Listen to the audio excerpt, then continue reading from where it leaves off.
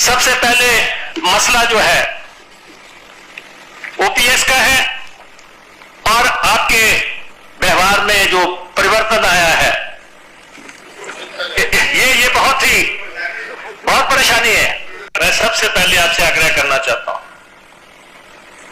Old pension scheme की आपसे बात करना चाहता हूं। मैं आपसे आग्रह करता हूं ओपीएस रिवाइव कर दें। ओपीएस आप रिवाइव करें। कर्मचारियों की प्रेस्टीज को हल्के से ना ले आप। कर्मचारी जब रिटायर होकर घर जाता है, ये उसके प्रेस्टीज से जुड़ा हुआ मसला है। अगर उसकी जेब में पैसा होगा तो घर वाले भी सम्मान करेंगे, बच्चे भी सम्मान करेंगे कि बुजुर्ग की जेब में पैसा है।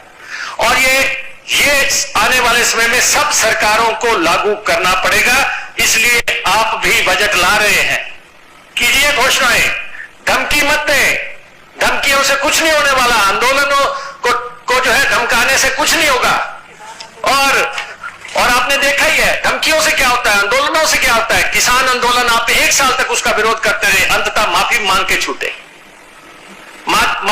छूटे, और तीनों कानून आपको वापस लेने पड़े। और अभी कर्मचारियों का जो है एनएसडीएल में 6000 करोड़ रुपया जमा है, उसके रखरखाव पे ही आप जो है 18 करोड़ रुपया खर्च कर चुके हैं। जुलाई 2019 से जून 2022 के पीरियड का अरियर भी देने का तय किया गया है और वो 23,638.07 करोड़ रुपया अरियर के रूप में इन सभी डिफेंस फोर्सेस पर्सनल को जो रिटायर हुए हैं और फैमिली पेंशनर्स को इसका लाभ मिलने सरकार ने दी, जनता ने दिया। इसके परिणाम स्वरूप 60 साल के बाद पहली बार कोई एक नेता तीसरी बार अपनी घोषणा के साथ देश का प्रधानमंत्री बनकर देश का नेतृत्व कर रहा है। 60 साल के बाद पहली बार देश में राजनीतिक स्थिरता का माहौल आया है और नीतियों के सातत्य को भी हमने अनुभव किया है। और नीतियों की दिशा, नीतियों की गति और नीतियों को क्रियान्वयन करने की सटीकता, ये तीनों 10 साल तक बरकरार रखकर 11वें साल में प्रवेश करना मैं मानता हूं बहुत कठिन है। दुनिया के कई देशों में भी देखा गया, जहां एक प्रकार से वाइब्रेंट लोकतंत्र है, वहां पर ऐसे बहुत कम ही उदाहरण दिखाई पड़ते हैं। और इसका कारण है कि इस 10 साल में देश की बाहरी सुरक्षा, देश की आंतरिक सुरक्षा और देश की रक्षा प्रणाली, इसको मजबूत कर एक सुरक्षित भारत बनाने में नरेंद्र मोदी सरकार ने बहुत बड़ी सफलता मोदी जी के नेतृत्व में प्राप्त की है। शिक्षा के अंदर आमूलचूर परिवर्तन, हमारे चिर पुरातन शिक्षा शैक्षणिक मूल्यों को समाहित करते हुए, हमारी भाषाओं को गौरवान्वित करते हुए और आधुनिक से आधुनिक शिक्षा को समाहित करते हुए नई शिक्षा नीति लाने का काम नरेंद्र मोदी जी ने किया है। जब मेक इन इंडिया का नारा दिया गया, काफी लोग इसका मखौल उड़ाते थे, मगर आज मैं बहुत फख्र के साथ कह सकता हूं कि भारत पूरी दुनिया में उत्पादन का सबसे चहेता केंद्र बन चुका है और ये वास्तविकता है। हमारी डिजिटल इंडिया की योजना को दुनिया के कई देश समझना भी चाहते हैं, स्वीकारना भी चाहते हैं और उसको अपने विकास का आधार भी बनाना चाहते हैं। इकोनॉमी के 13 पैरामीटर्स में, चाहे बैंकिंग हो, चाहे मुद्रास्फीति हो, चाहे विकास दर हो, हर पैरामीटर में हमने डिसिप्लिन लाई है और प्रगति भी की है। अंतरिक्ष के क्षेत्र में आज सभी लोग भारत का अंतरिक्ष के क्षेत्र में भविष्य उज्जवल है, इसको एक्नोलेज करते। 10 वर्ष में आजादी के बाद पहली बार दुनिया ने रीढ़ की हड्डी वाली विदेश नीति को देखने का मौका मिला है। भारत की विदेश नीति में मेरे जैसे कई लोगों को रीढ़ की हड्डी दिखाई नहीं पड़ती थी, अब भारत की विदेश नीति में रीढ़ की हड्डी दिखाई पड़ती है। 10 साल में देश के 60 करोड़ गरीबों को एक ही 10 साल में घर, शौचालय, गैस, पीने का पानी, बिजली, 5 किलो मुफ्त अनाज और 5 लाख तक की स्वास्थ्य की सुविधाएं देने का काम नरेंद्र मोदी जी ने किया है। और हमें लक्ष्य लेकर चले हैं कि अगली बार जब चुनाव में जाएंगे इस देश में कोई व्यक्ति घर बगैर का नहीं होगा। युवाओं के लिए ढेर सारे मौके तरासे गए हैं। आज भारत का युवा भारत के नए प्लेटफॉर्म पर खड़ा होकर विश्व के युवा के साथ दो दो हाथ करने के लिए सुसज्ज है। हमारे किसान के लिए भी ढेर सारी योजनाएं इसके मूल विकास को और उसके संपन्नता को ध्यान में रखकर लाए गए हैं, जिसके देश के अनाज के भंडार भी भरे रहेंगे। आत्मनिर्भर होकर हम एक्सपोर्ट की स्थिति में आएंगे और किसान की माली हालत भी सुधरेगी। अमृतकाल का जब वर्ष आया, मैं इसका साक्षी हूं, कई सारे सुझाव आए थे और मोदी जी ने हमेशा की तरह अपनी अनूठी स्टाइल से अमृत काल के वर्ष को इस तरह से मनाया कि जब अमृत काल का वर्ष समाप्त हुआ तो अमृत काल शुरू हुआ और 140 करोड़ लोग 2047 में महान भारत की रचना के संकल्प के साझीदार बने और भारत के विकास की यात्रा के भी साझीदार बने। एक प्रकार से 140 करोड़ की जनता को इतने महान लक्ष्य के साथ जोड़ना ये बहुत बड़े विश्वसनीयता का प्रमाण है जो मोदी जी में देश की जनता देखती है। तीसरे मैंडेट के बाद 100 दिन समाप्त हो रहे हैं।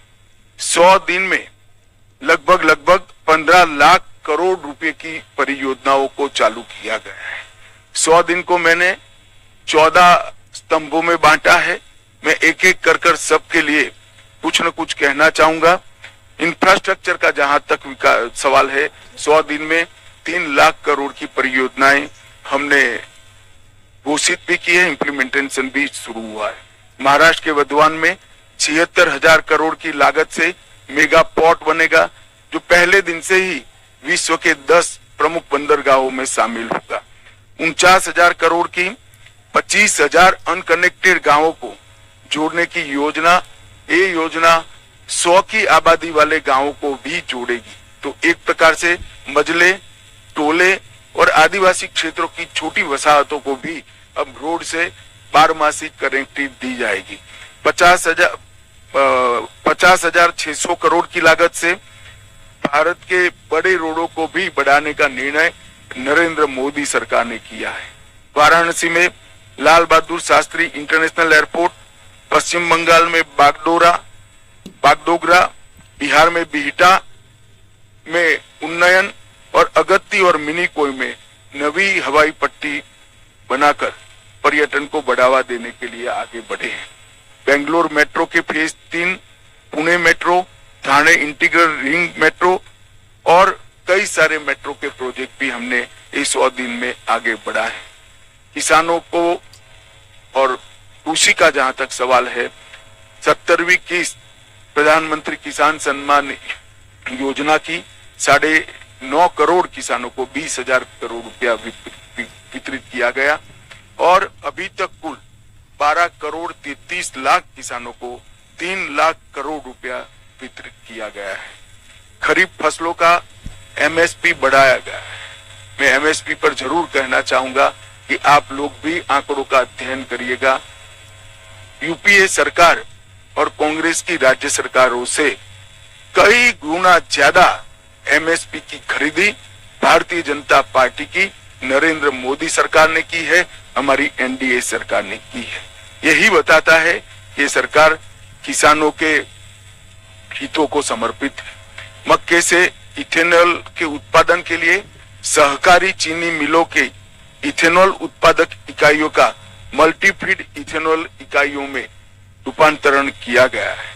अब वो न केवल गन्ने के रस से, मक्के से भी इथेनॉल उत्पादन कर पाएंगे।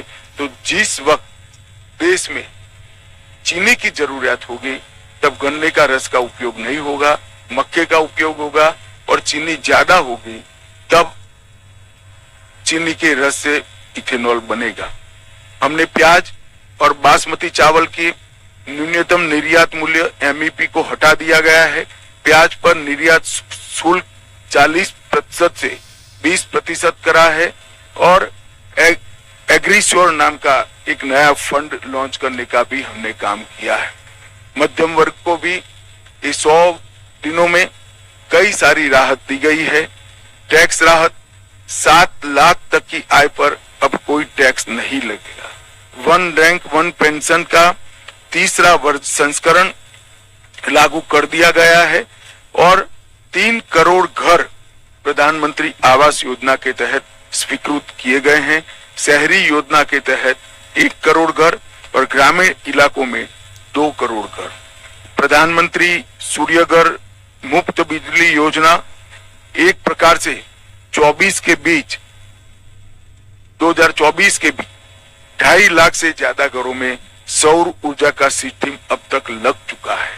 एक अनूठी योजना है जिससे मध्यम वर्ग के परिवारों का बिजली का बिल तो मुफ्त हो ही जाता है, साथ में सौर ऊर्जा के हमारे लक्ष्य की पूर्ति के लिए भी वो कंट्रीब्यूट करते हैं।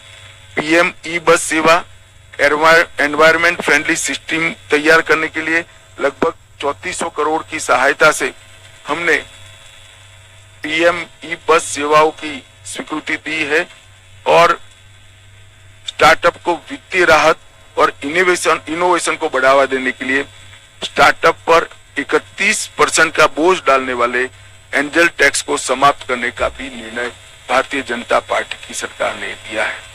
National industrial corridor development programme के तहत 12 इंडस्ट्रियल जोन बनाए जाएंगे। जो 12 इंडस्ट्रियल जोन बनाए जाएंगे वो कहीं न कहीं बड़े नेशनल हाईवे से लिंक होंगे, इसके आसपास होंगे। ये national industrial corridor development programme के तहत 12 इंडस्ट्रियल जोन देश के हर क्षेत्र में बनाने का हमने निर्णय किया है। सबसे महत्वपूर्ण निर्णय मध्यम वर्ग के लिए मुद्रा ऋण की सीमा 10 लाख से बढ़ाकर 20 लाख कर दी गई है। पुराने ऋण का जिन्होंने सफलतापूर्वक भुगतान किया है वो सभी को इसका फायदा मिलेगा। एमएसएमई के लिए क्रेडिट गारंटी स्कीम शुरू की गई। छोटे व्यापारियों और छोटे उद्यमियों को बिना गारंटी से इससे ऋण मिल पाएगा और उनके व्यापार को नई सरलता और सामर्थ्य दोनों मिलेगा। सशक्त युवा एक किसी भी देश के विकास की प्राथमिक शर्त है। 2 लाख करोड़ के पीएम पैकेज की घोषणा हमने की है जो 5 साल में 4 करोड़ 10 लाख युवाओं को इसका लाभ पहुंचने वाला है। 1 करोड़ युवाओं को टॉप कंपनी में इंटर्नशिप के अवसर, अलाउंस और एक मुफ्त सहायता राशि देने का भी निर्णय हमारी सरकार ने किया है।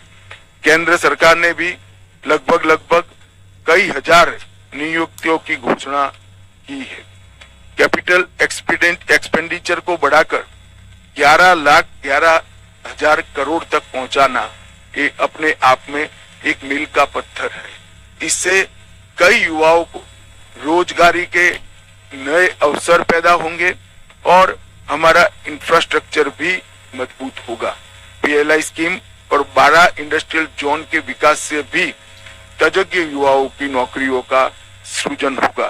स्टार्टअप और एमएसएमई के लिए जो वित्तीय प्रोत्साहन हमने दिया है वो भी युवाओं के लिए कारगर साबित होने वाला है। दीनदयाल अंत्योदय योजना के तहत 10 करोड़ से अधिक महिलाओं को संगठित कर 90 लाख से अधिक स्वयं सहायता जूथ बनाए गए हैं और लखपति दीदी योजना के तहत 11 लाख नई लखपति दीदियों को ये 100 दिन में प्रमाण पत्र दिया गया है। 1 करोड़ से अधिक लखपति दीदियां प्रतिवर्ष 1 लाख रुपया सालाना कमाई कर रही हैं।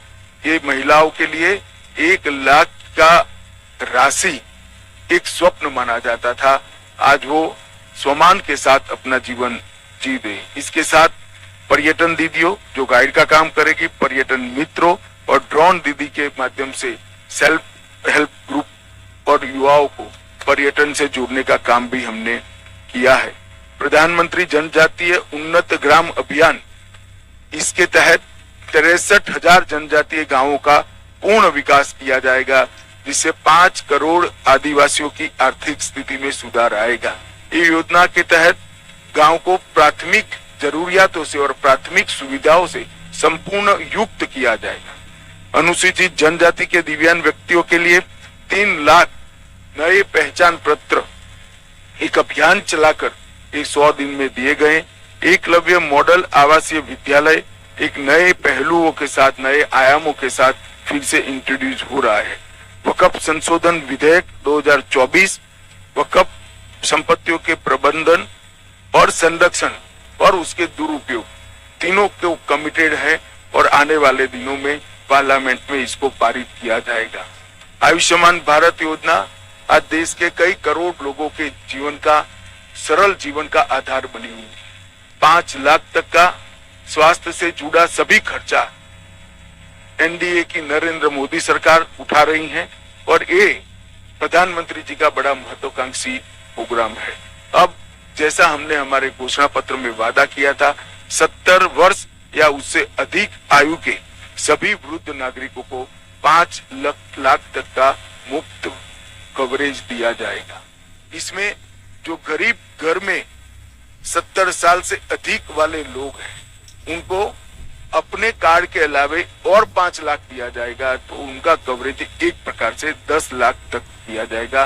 करीब करीब 4.5 करोड़ परिवारों के 6 करोड़ वृद्ध नागरिकों को इसका फायदा मिलेगा। इसमें आय की कोई सीमा नहीं रखी गई।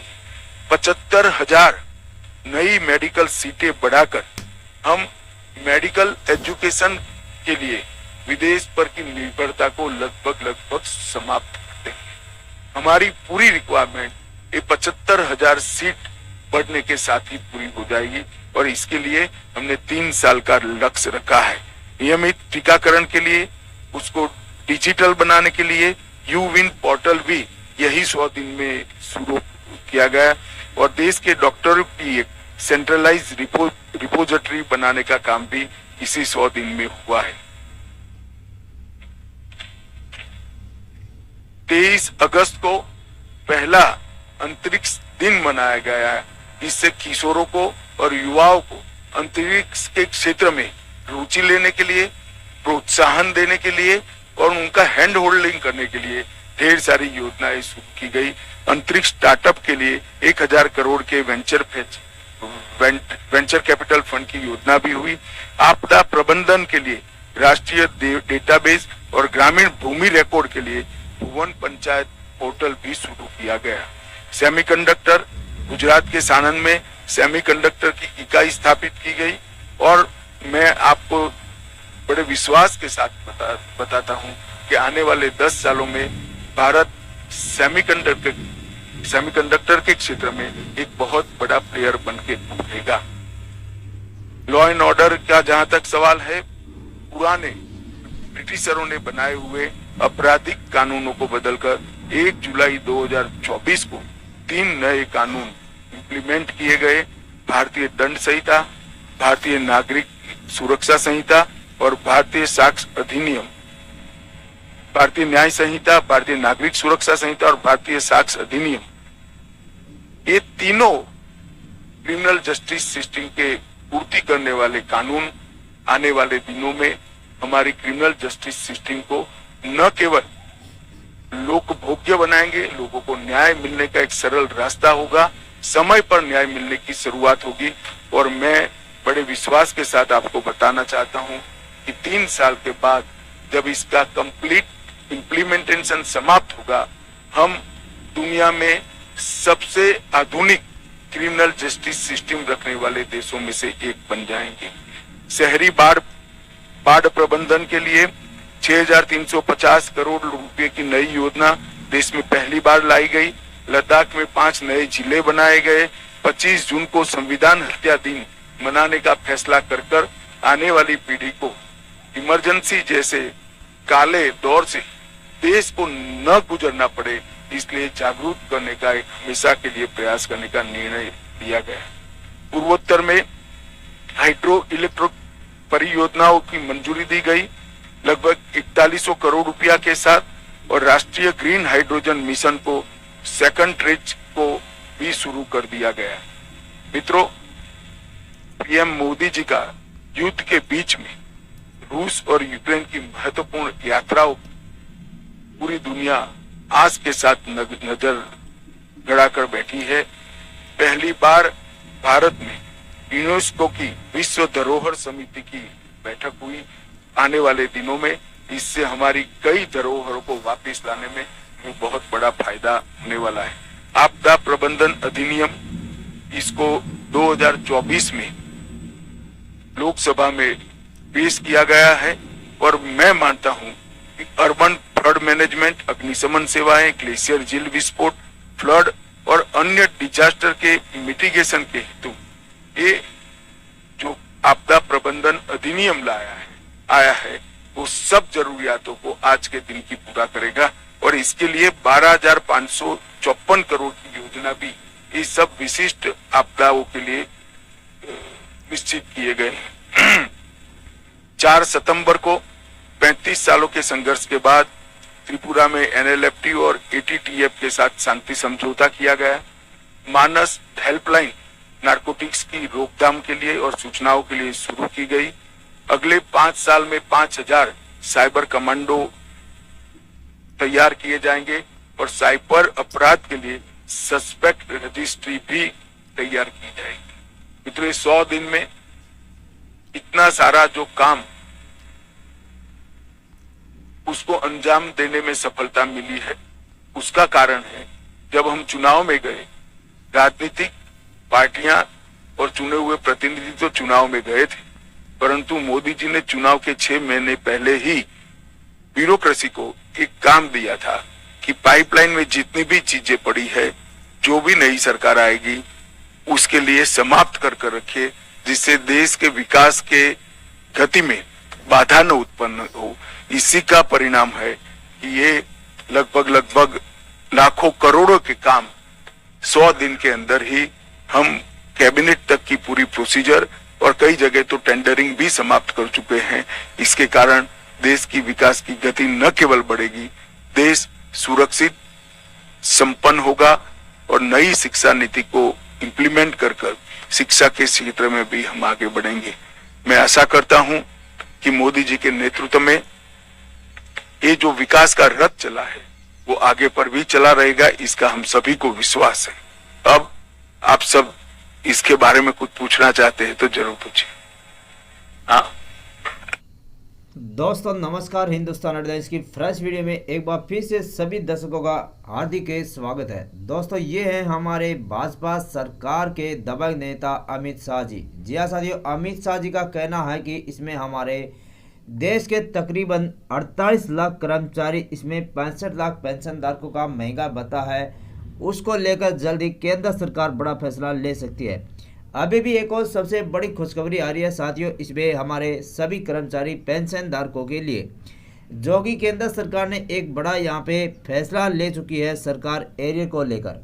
पहली बार केंद्र सरकार आपका डीए महंगा होता 53% के साथ इसमें 20% एरियर का पैसा केंद्र सरकार जोड़ चुकी है। जी हाँ साथियों, इसमें सरकार की तरफ से इसमें आप सभी की जिस तरह से बताना चाहूँगा, अक्टूबर की सैलरी के साथ इसमें पेंशन धारकों की पेंशन, इसके साथ ही इसमें अतिरिक्त पेंशन 10% के साथ 20% एरियर का पैसा जल्द ही सरकार देने पर इसमें राजी हो चुकी है। इसके साथ ही 2016 से पहले सभी रिटायर्ड कर्मचारी सावधान हो जाइए सर, इसमें भारत सरकार की तरफ से आपका जो महंगाई भत्ते का पैसा जल्द ही केंद्र सरकार की तरफ से आप सभी के खाते में यहाँ पे ट्रांसफर होने जा रहा है।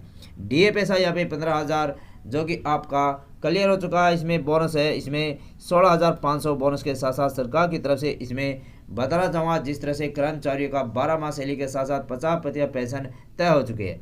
आज की ये थी दोस्तों बड़ी खबर। वीडियो को ज़्यादा से ज़्यादा शेयर कीजिएगा। नमस्कार, जय हिंद, जय भारत।